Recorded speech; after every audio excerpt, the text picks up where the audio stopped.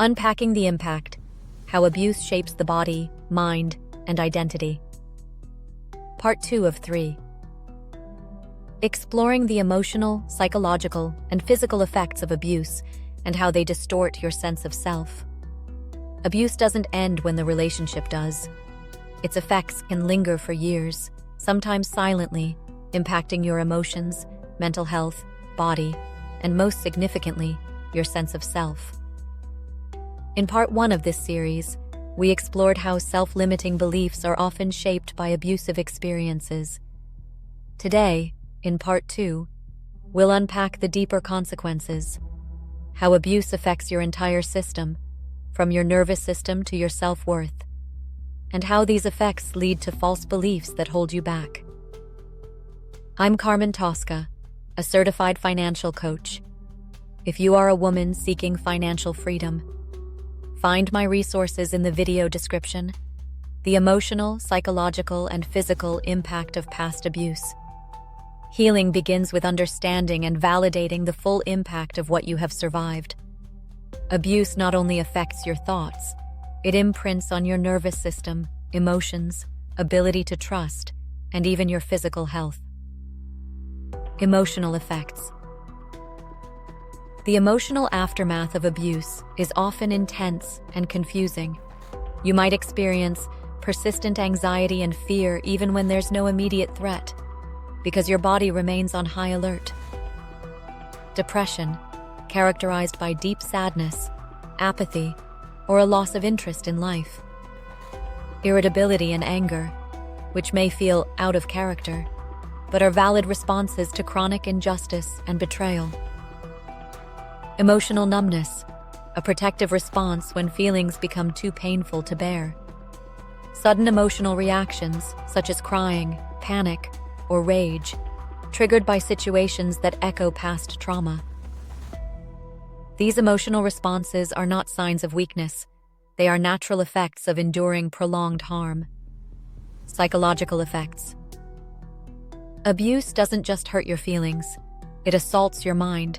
It can lead to low self-esteem and self-doubt, especially if you were repeatedly told you were inadequate or too much.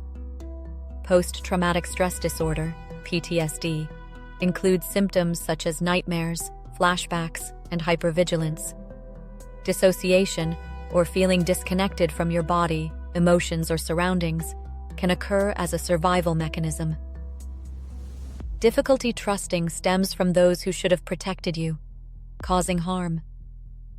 Struggles with relationships, boundaries, and intimacy arise from distorted models of connection and safety. These challenges do not mean you are inadequate. They simply mean you are human. They reflect the genuine psychological toll of being harmed in a place where you should have felt safe. Physical effects. Survivors of abuse often carry the imprint of trauma in their bodies, long after the event has passed. Chronic pain, headaches, and gastrointestinal issues are common, often stemming from prolonged stress and stored trauma. Sleep disturbances, including nightmares, insomnia, or irregular patterns, are typical signs of unresolved trauma. Self-harming behaviors or substance use may arise as coping strategies when the emotional pain becomes overwhelming. Disrupted development, particularly for those abused in childhood, can impact brain and physiological development in long-term ways.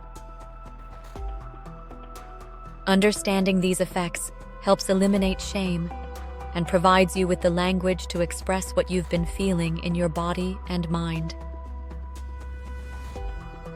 How abuse erodes self-esteem and self-worth. Perhaps the most insidious effect of abuse is how it distorts your perception of yourself.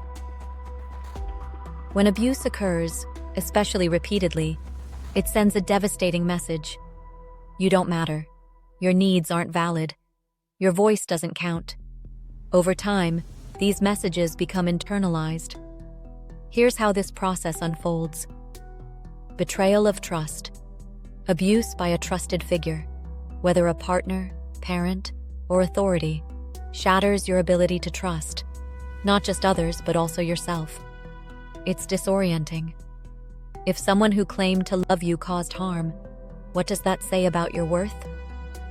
Internalized blame. Abusers often shift responsibility, making the victim feel as though they caused the abuse. You may have been told, "You're too sensitive," or "You made me do this." Over time, you start believing it's your fault, eroding your self-worth. Distorted self-image.